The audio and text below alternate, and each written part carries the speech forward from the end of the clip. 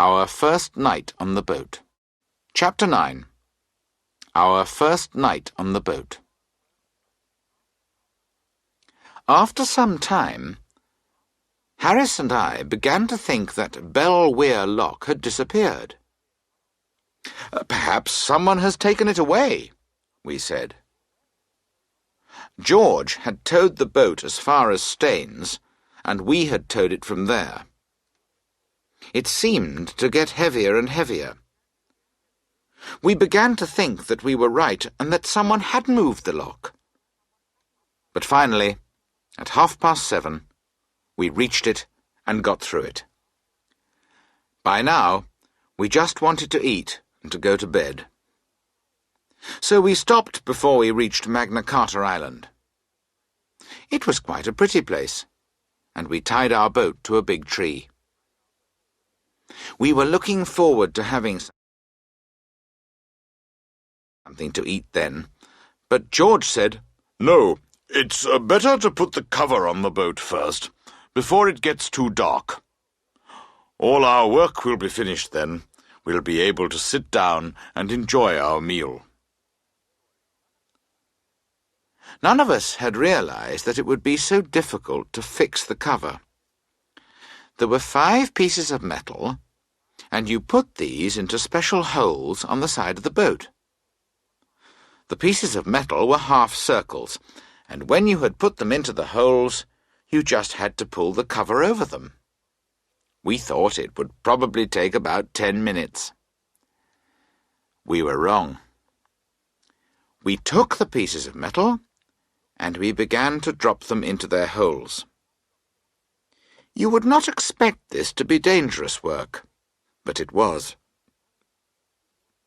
First of all, the pieces of metal would not fit into their holes. We had to jump on them, and kick them, and beat them.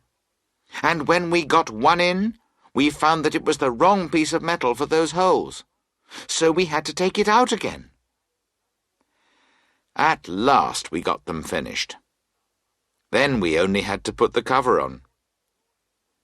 George took one end, and he fastened it over the front of the boat.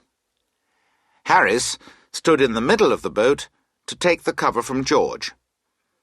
I stayed at the back of the boat to take the end of the cover from Harris. George did his job all right, but it was new work to Harris, and he did everything wrong. I do not know how he did it, and Harris himself could not explain it later. After 10 minutes of really hard work, he was inside the cover. He could not get out. He fought the cover hard and knocked George over. Then George got angry and he began to fight too. George could not get out of the cover either. At the time, I did not know anything about all this. I did not understand what was happening anyway. They had told Montmorency and me to stand and wait. So Montmorency and I stood there and waited. We could see that the cover was moving about quite violently. However, we thought that it was all necessary for the job. We did nothing because they had told us to wait. We also heard many bad words coming from under the cover. Montmorency and I decided that this was because the job was very difficult. We waited for some time, but everything seemed to get worse. Finally, George's head appeared over the side of the boat. It said, "We can't breathe under here. Why don't you help us, you great stupid thing?" So I went and helped them. Harris's face was nearly black, so I was just in time. It took another half an hour after that to fix the cover. And then we started to prepare supper. We needed some hot water to make tea, so we put the water on the stove at the front of the boat, and we went to the back. We pretended that we were not interested in the water at all. We wanted it to think that we did not care if it got hot or not.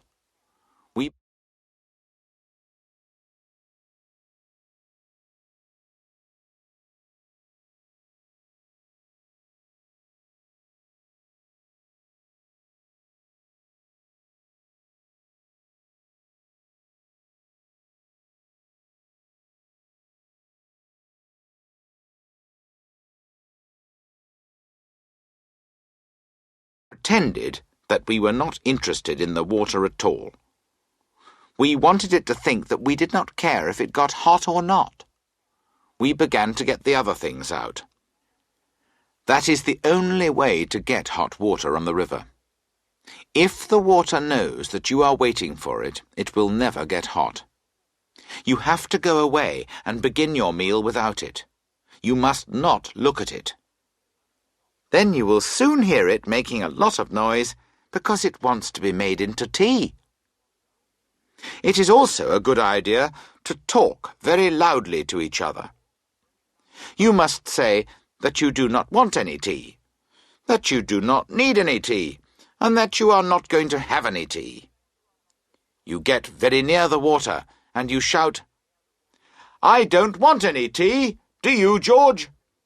And George shouts back, "Oh no, I don't like tea. We'll have milk." This makes the water very angry, and it gets hot very fast. We did this, and when everything else was ready, the tea was ready too. Then we sat down to have supper. We really wanted that supper. We needed that supper. And for 35 minutes, nobody on the boat spoke.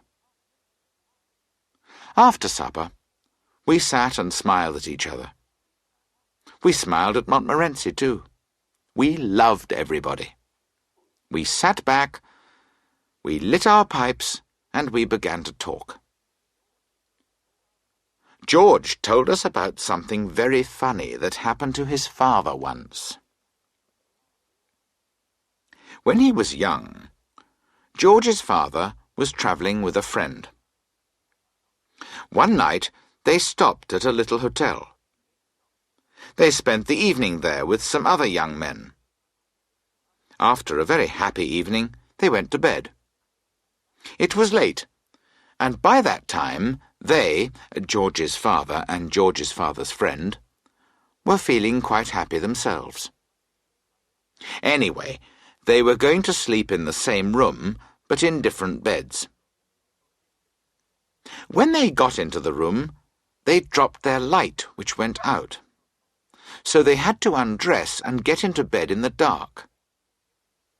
They thought they were getting into separate beds.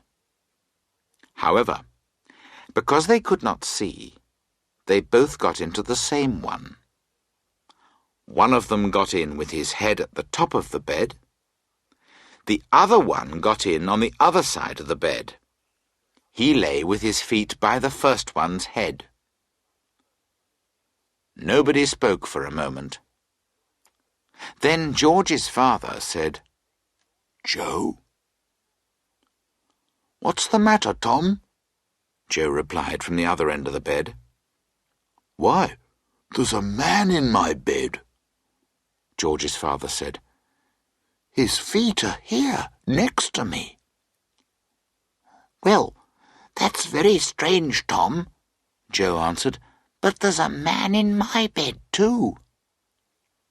"What are you going to do?" George's father asked. "Well, I'm going to throw him out," Joe replied. "So am I," George's father said bravely. There was a short fight, and then there were 2 heavy bangs on the floor. After a moment or two, a rather sad voice said, "I say, Tom." "Yes?" "How have you got on?" "Well, to tell the truth, my man's thrown me out." "My man's thrown me out too. I say, this isn't a very good hotel, is it?" At the end of George's story, Harris asked, "What was the name of the hotel?" "The Riverside," George replied. "Why?" "Ah, it isn't the same hotel then," Harris answered. "What do you mean?" George asked. "Well, it's strange," Harris said, "but the same thing happened to my father once. I've often heard him tell the story." After that, we went to bed. but I slept very badly.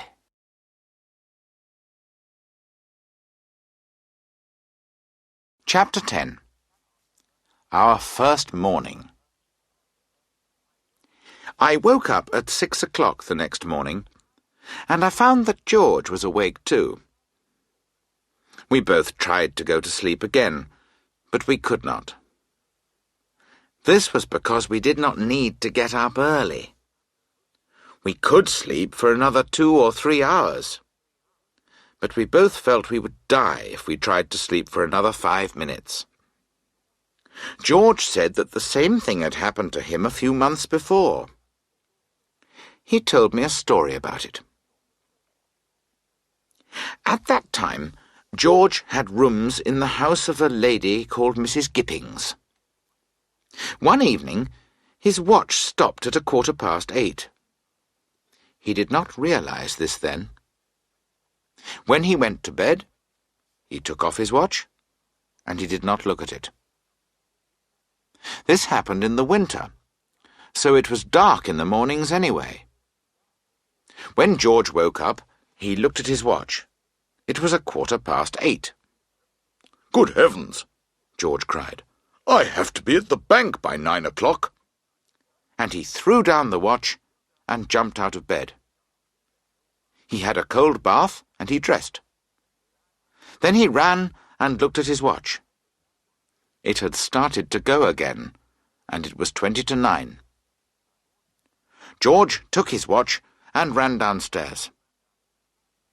The dining room was dark and silent. There was no fire, no breakfast. George was very angry with Mrs. G. He decided to tell her this later in the evening. Then he caught hold of his coat, his hat, and his umbrella, and ran to the front door. It was locked. George said that Mrs. G was a lazy old woman. Then he unlocked the door and ran out into the street. For a few 100 meters he ran as fast as he could. But suddenly he noticed that there were not many people about. He also noticed that the shops were not open. It was a very dark and foggy morning. However, it seemed very strange that they had closed the shops because of the fog. He had to go to work, so why should other people stay in bed? George could see only 3 people. One of them was a policeman, one was a man who was taking vegetables to the market, and one was a taxi driver. George looked at his watch. It was 5 to 9. For a moment, he stood there without moving. He wondered if he was dreaming. He felt his wrist, and bent down and felt his legs.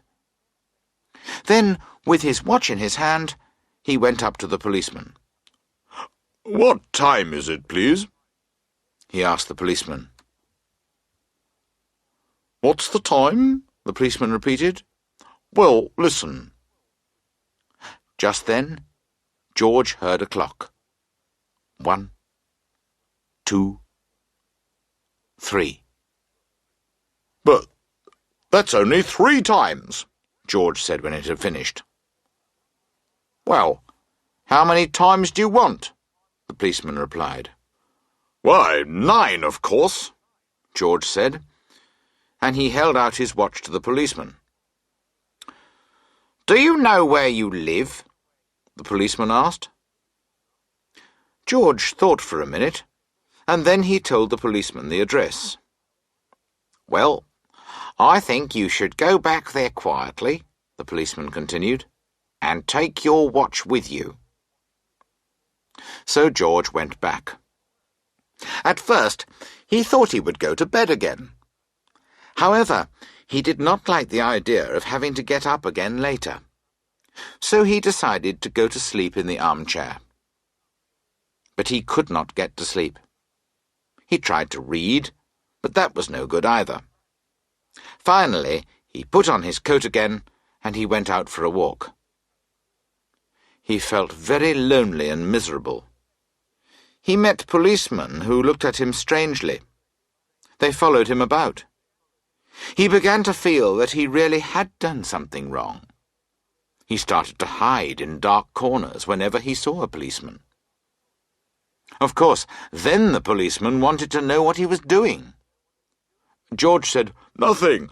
I'm just going for a walk." But they did not believe him. In the end, 2 policemen went back to the house with him. They wanted to know if he really did live there. They watched him go in with his key. Then they stood on the opposite side of the road and they watched the house. When he got in, he thought, "I'll light the fire, and then I'll make some breakfast." But he made a lot of noise, and he was afraid that Mrs. Gippings would wake up. She would hear the noise and think that he was a burglar. Then she would open the window and shout, "Help! Police!" The 2 policemen would come and arrest George and take him away. So he stopped trying to prepare breakfast, and he put on his coat. Then he sat in the armchair, and he waited for Mrs. Gippings. She came down at 7:30. George said that since then he had never got up too early again.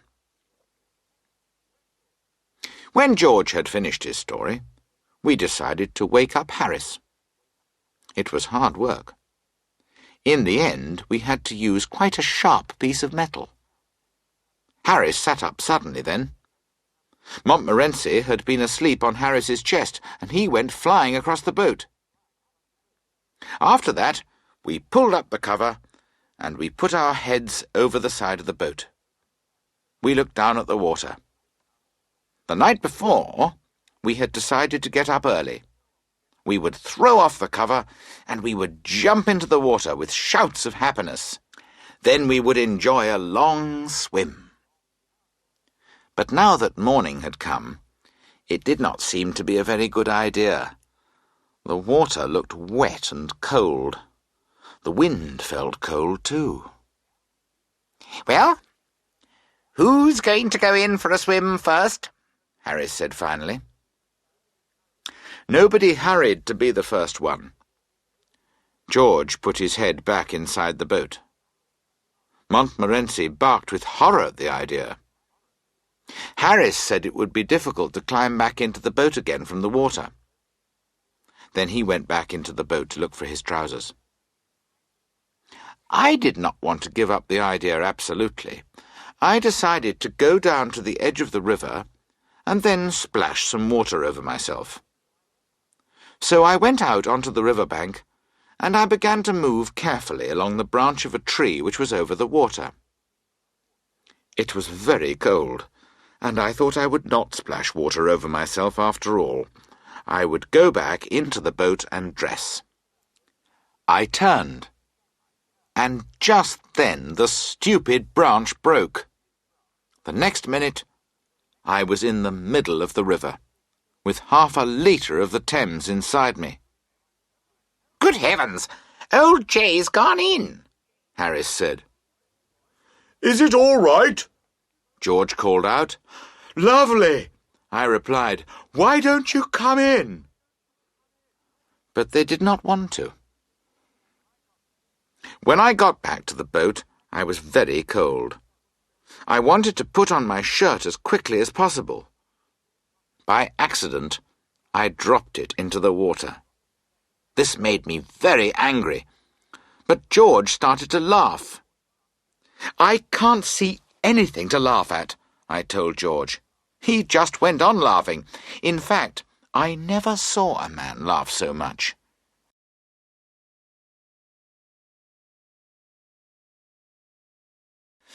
In the end, I became really angry with him. I told him what I thought about him. He laughed more loudly. And then, just as I was getting the shirt back out of the water, I noticed that it was not my shirt. So I began to laugh too. I looked at George, who was laughing so much. Then I looked at the wet shirt, and I laughed more and more. Because I was laughing so much, I dropped the shirt in the water again. "Aren't you going to get it out?" George cried between his shouts of laughter. At first I could not answer him, because I was laughing so much. In the end I managed to say, "It isn't my shirt. It's yours." I have never seen a man's face change so quickly. I tried to make him see that it was very funny, but he did not agree with me. After that it was time for breakfast, and we decided to have eggs. Harris said he would cook them. He said he was very good at doing eggs. People who had eaten his eggs never wanted any other food afterwards. "If they can't get my eggs, they won't eat," he said, "and they die." So we gave him the pan and all the eggs which had not broken. "Go on then," we said. "Begin." Harris had some trouble when he tried to break the eggs. He had trouble stopping them from getting onto his trousers, and he had more trouble trying to stop them from going up his arms. Finally, he managed to get about 6 of the eggs into the pan. Then he sat down and started to cook them. It seemed to be very difficult work. Whenever he went near the pan, he burnt himself. Then he dropped everything and danced about and waved his hands and shouted. In fact, every time George and I looked at him, he was doing this. At first we thought it was necessary to do this to cook the eggs. Once Montmorency went and looked into the pan, but he burnt himself. Then he started dancing and shouting too. It was all very exciting, and George and I were quite sorry when it finished.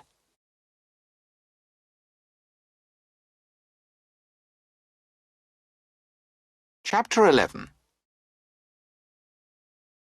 Chapter 11. Hotels and Tinned Fruit. After breakfast, I was sitting by the river and thinking, when George said, "Perhaps, when you've rested enough, you could help to wash the plates and things." So I cleaned the pan with some wood and grass, and George's wet shirt. Then we started to move up the river again, past Old Windsor, which is very pretty. After that, the river is not very interesting until you get to Bovany. George and I were towing the boat then. As we were passing Datchet, George asked me if I remembered our first trip up the river. On that trip, we reached Datchet at 10 o'clock at night. All we wanted to do was to eat and go to bed. I replied, "Yes, I do remember it. I remember it well. In fact, it will be some time before I forget it." It was one Saturday in August. There was George and Harris and me. We were tired and hungry. When we got to Datchet, we took out of the boat the basket of food, the 2 bags, and the coats and things. Then we began to look for somewhere to stay. We passed a very pretty little hotel, but there were no roses round the door. I wanted somewhere with roses round the door. I do not know why. Anyway, I said, "Oh, we don't want to go there. Let's look for a little hotel with roses round the door." So we went on until we came to another hotel. That was a very nice one too, and it did have roses.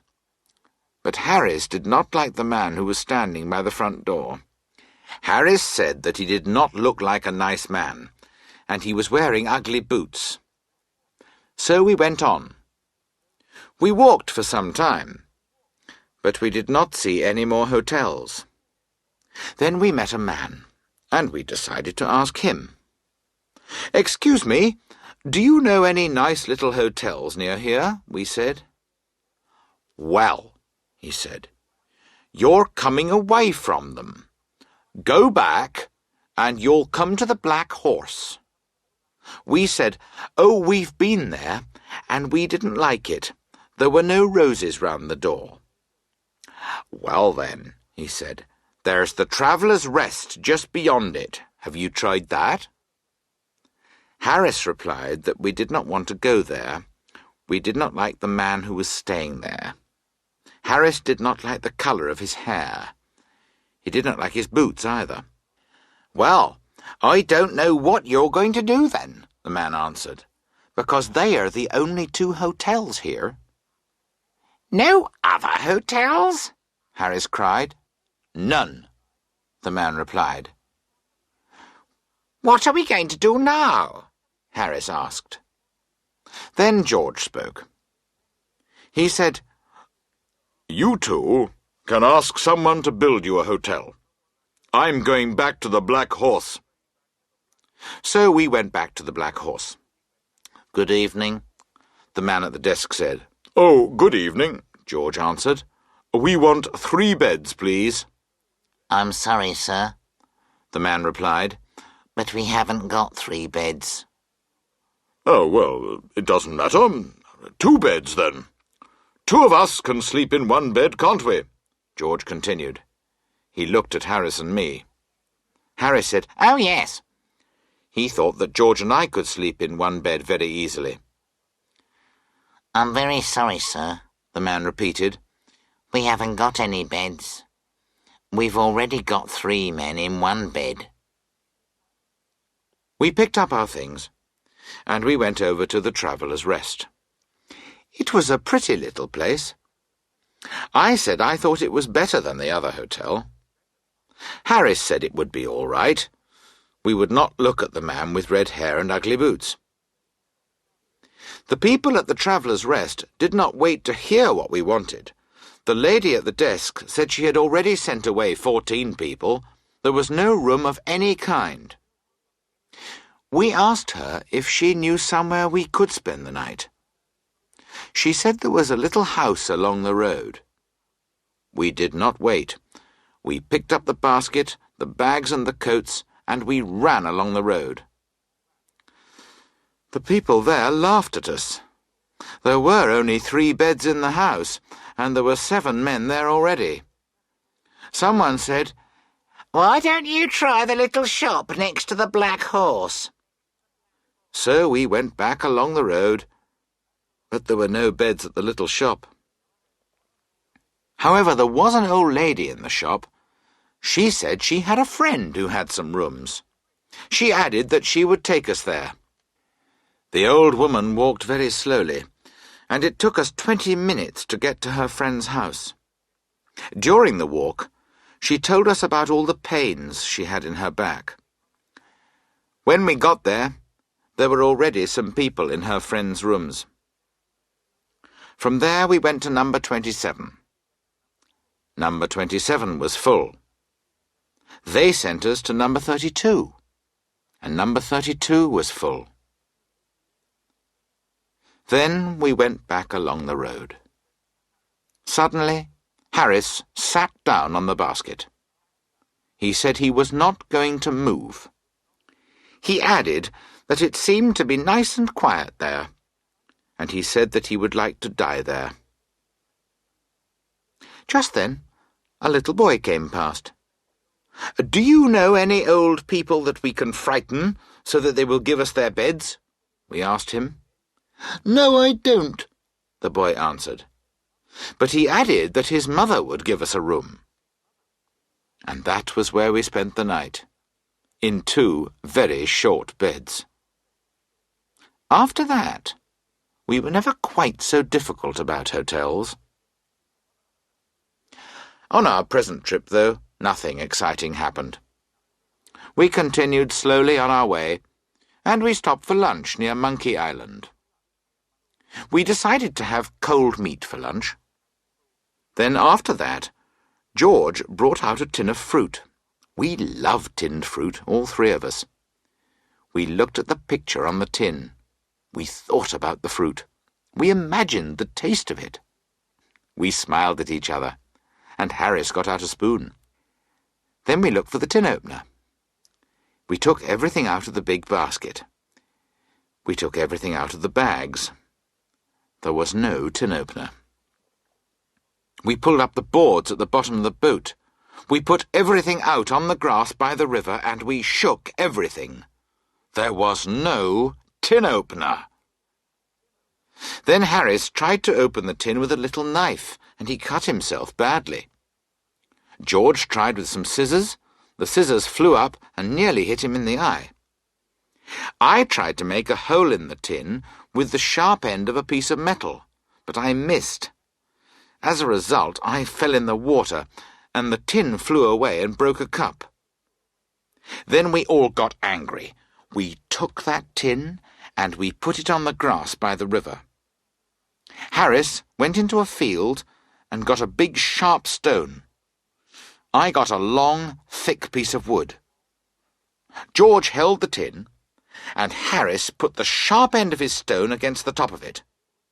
I took the piece of wood and held it high in the air. Then I brought it down as hard as I could. It was George's hat that saved his life that day. He keeps that hat now. On a winter evening when men are telling stories about the dangers they have known, George brings out his hat. He shows it to his friends. Then he tells the story again, and he adds more details to it each time. Harris was not hurt too badly. After that, I took the tin away. I beat it until I was exhausted and miserable. Then Harris took it. We beat it until it was long and thin. We beat it until it was square. We hit it with the wood until it was every shape there is, but we could not make a hole in it. Then George tried, and he knocked it into a shape which was strange and terrible and ugly. It frightened him, and he threw away the piece of wood. Then the three of us sat round that tin on the grass, and we looked at it. There was one big line across the top of the tin that looked like a mouth. It seemed to be laughing at us, and this made us very angry. So Harris ran at it and picked it up. He threw it as hard as he could into the middle of the river. As it went down into the water, we shouted awful things at it. Then we got into the boat, and we left that place, and did not stop until we reached Maidenhead. We went through Maidenhead quickly, but after that we travelled along more slowly. We stopped for tea just before we got to Cookham. By the time we got through the lock it was evening. It was a bit windy, and someone had made a mistake because the wind was behind us.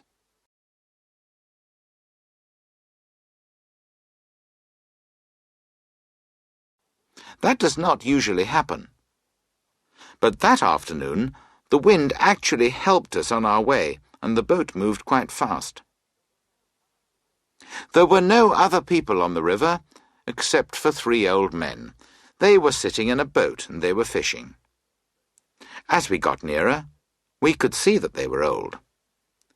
They were also quite serious, because they were watching their fishing lines very carefully. The sun was going down, and it threw a red light across the water. It was very beautiful, and we felt that we were sailing into some strange land. We did not sail into some strange land. We went straight into that boat with the 3 old men in it.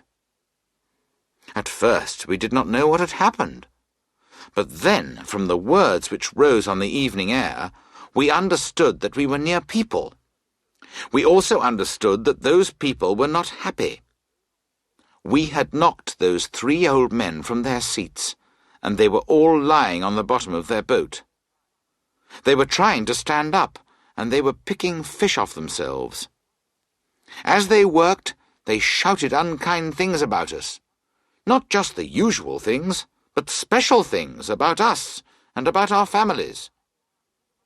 Harris called out, "You ought to be pleased that something so exciting has happened to you."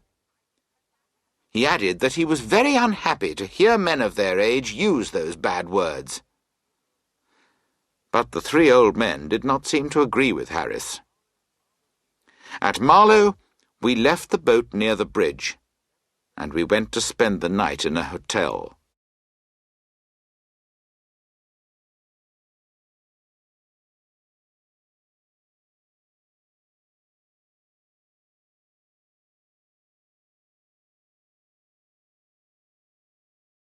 Chapter 12. Montmorency and the Cat. On Monday morning, we got up quite early, and we went to swim before breakfast. On the way back, Montmorency behaved very stupidly. The only thing that Montmorency and I disagree about is cats. I like cats. Montmorency does not.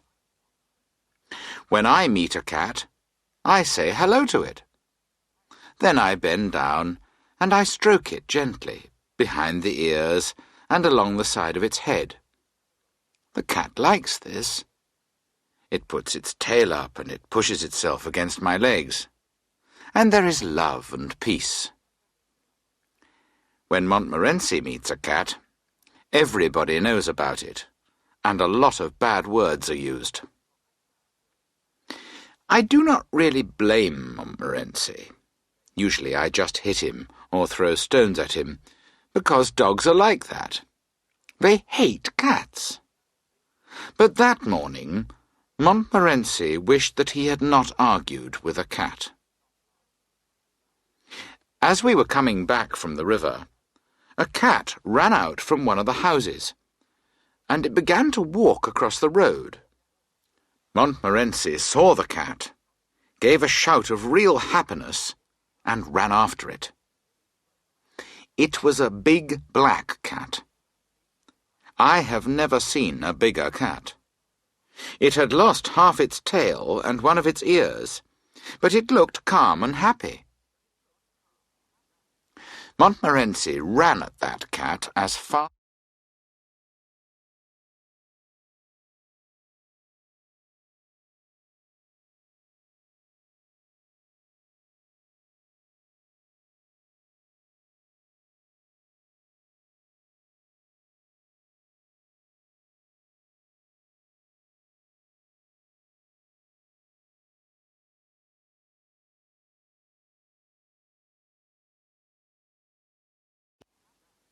Montmorency ran at that cat as fast as he could, but the cat did not hurry. It did not seem to understand that its life was in danger. It walked on quietly until the enemy was near it. Then it turned and sat down in the middle of the road. It looked at Montmorency in a quiet way, and it seemed to say, "Yes, you want me?" Montmorency is quite a brave dog, but there was something in the way the cat looked at him. It frightened him. He stopped suddenly, and he looked at the cat. They did not speak, of course, but it was easy to imagine their conversation. The cat. "Can I do anything for you?" Montmorency. No, thanks." The cat. "Do please tell me if there is something you want, won't you?" Montmorency, who moves backwards down the road. "Oh, no, not at all. Certainly. I'm afraid I've made a mistake. I thought I knew you. I'm sorry." The cat. "Not at all. Are you quite sure you don't want anything now?" Montmorency, who continues to move back. "Not at all, thanks. Not at all. Very kind of you. Good morning." The cat. "Good morning." Then the cat stood up and continued along the road. Montmorency, with his tail between his legs, walked behind us. He hoped that nobody would notice him. Now, if you say "cats" to Montmorency, he looks up at you, and his eyes beg you, "No, please." After this, we did our shopping, went back to the boat, and moved off along the river again. However, at Hambledon Lock we found that we had no water. So we went to ask the lock-keeper for some. George spoke for us. He said, "Oh, please, could you give us a little water?" "Of course," the old man replied. Just take what you want and leave the rest." "Oh, thank you very much," George said, and he looked round. "But where is it?" "It's where it always is, my boy," the lock-keeper answered. "It's behind you." George looked round again. "I can't see it," he said. "Why? Where are your eyes?" the man said, and he turned George towards the river. "Oh!" George cried. "But we can't drink the river, you know." No, but you can drink some of it," the old man replied. "That's what I've drunk for 15 years. We got some water from another house. After we had got our water, we went on towards Wargrave, but before we got there we stopped for lunch. We were sitting in a field near the river, and we were just going to start eating. Harris was preparing the food, and George and I were waiting with our plates. "Have you got a spoon?" Harris asked. "I need a spoon." The basket was behind us, and George and I both turned to get a spoon. It took about 5 seconds. When we looked back again, Harris and the food had gone. It was an open field, and there were no trees. There was nowhere to hide. He had not fallen in the river, because we were between him and the water. George and I looked round. Then we looked at each other. Harris had gone, disappeared. Sadly, we looked again at the place where Harris and the food had been. And then, to our horror, we saw Harris's head, and only his head, in the grass. The face was very red and very angry. George was the first to speak. "Say something," he cried. "Are you alive or dead? Where is the rest of you?" "Oh, don't be so stupid," Harris's head said. "It's your fault. You made me sit there. You did it to annoy me. Here, take the food." And from the middle of the grass the food appeared. And then Harris came out dirty and wet. Harris had not known that he had been sitting on the edge of a hole. The grass had hidden it. Then suddenly he had fallen backwards into it. He said he had not known what was happening to him. He thought at first that it was the end of the world.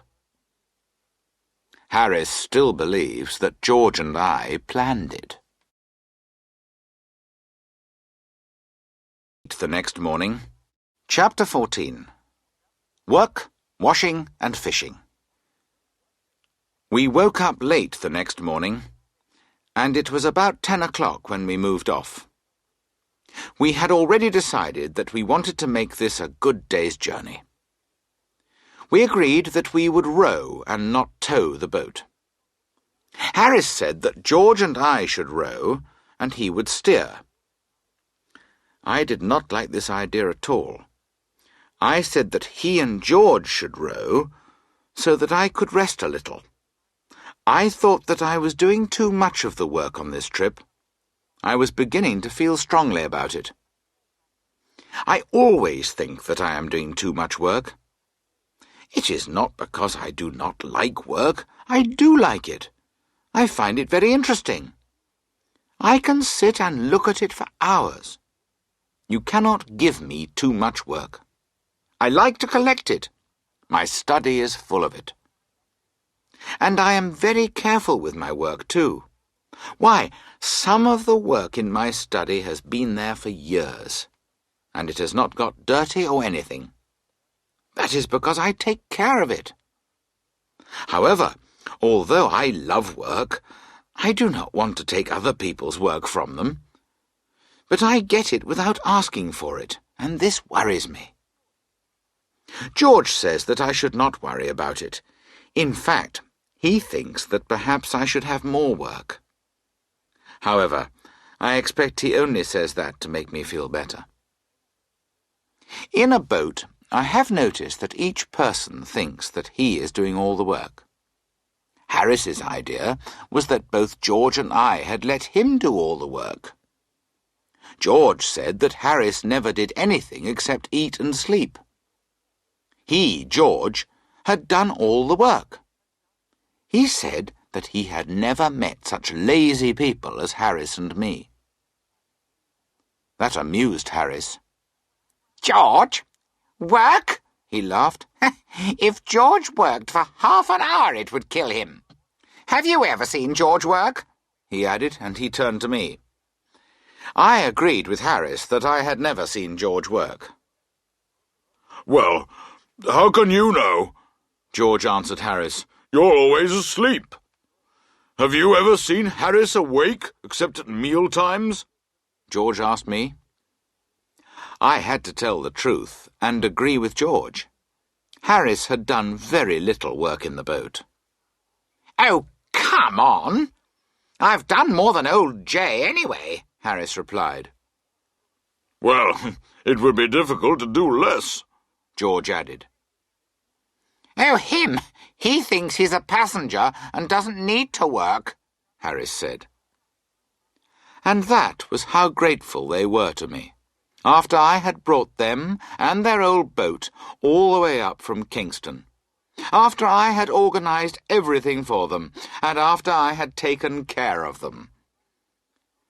Finally, we decided that Harris and George would row until we got past Reading, and then I would tow the boat from there.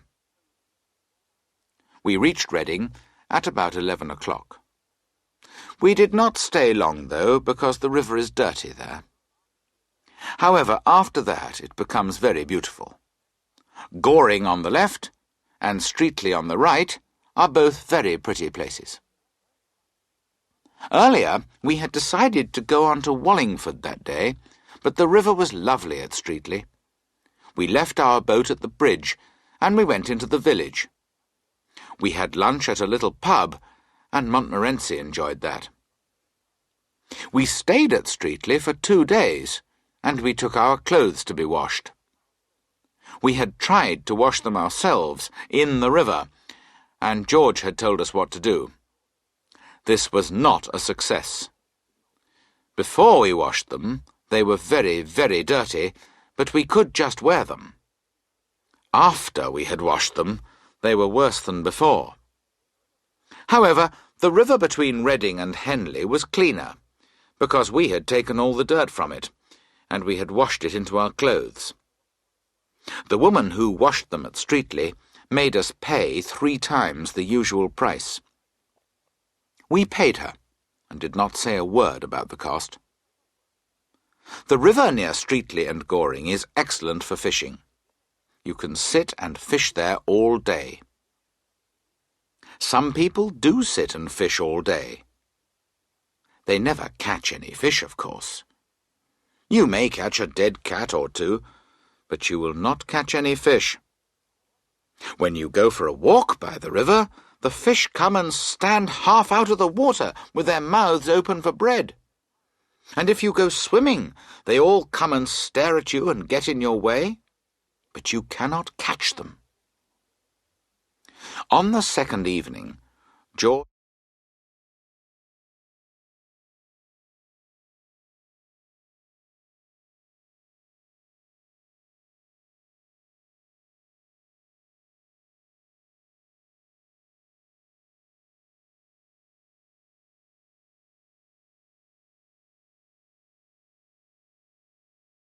and I and Montmorency, I do not know where Harris was, went for a walk to Wallingford.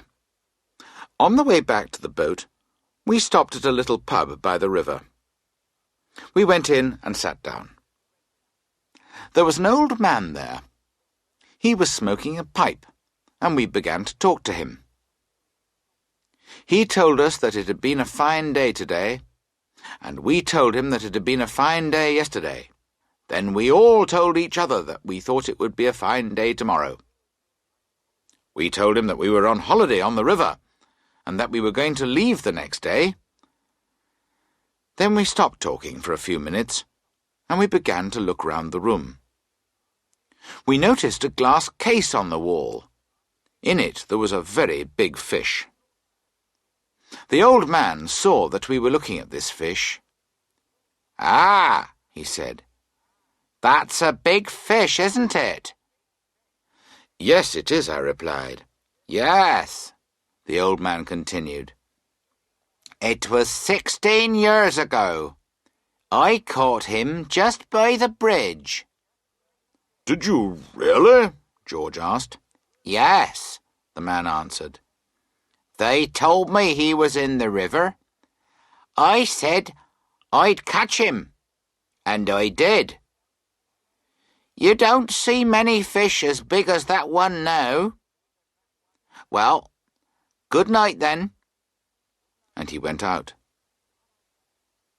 After that, we could not take our eyes off the fish. It really was a fine fish. We were still looking at it when another man came in. He had a glass of beer in his hand, and he also looked at the fish.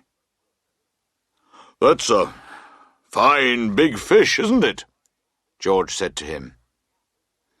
"Ah, yes," the man replied. He drank some of his beer, and then he added, "Perhaps you weren't here when it was caught." "No," we said, and we explained that we did not live there. We said that we were only there on holiday. "Ah, well," the man went on, "it was nearly 5 years ago that I caught that fish." "Oh, did you catch it then?" I asked. "Yes," he replied. "I caught him by the lock. Well, good night to you." 5 minutes later, a third man came in and described how he had caught the fish early one morning. He left, and another man came in and sat down by the window. Nobody spoke for some time. Then George turned to the man and said, "Excuse me, I hope you don't mind, but my friend and I, who are only on holiday here, would like to ask you a question. Could you tell us how you caught that fish?" "Who told you that I caught that fish?" he asked. We said that nobody had told us. We just felt that he was the man who had caught it. "Well, that's very strange," he answered with a little laugh. "You're right. I did catch it." And he went on to tell us how he had done it, and that it had taken him half an hour to land it. When he left, the landlord came in to talk to us. We told him the different stories we had heard about his fish. He was very amused, and we all laughed about it. And then he told us the real story of the fish. He said that he had caught it himself years ago when he was a boy. It was a lovely sunny afternoon, and instead of going to school, he went fishing. That was when he caught the fish. Everyone thought he was very clever. Even his teacher thought he had done well and did not punish him. He had to go out of the room just then, and we turned to look at the fish again. George became very excited about it, and he climbed up onto a chair to see it better. And then George fell, and he caught hold of the glass case to save himself. It came down with George and the chair on top of it. "Is the fish all right?" I cried. "I hope so," George said. He stood up carefully and looked round. But the fish was lying on the floor, in 1,000 pieces. It was not a real fish.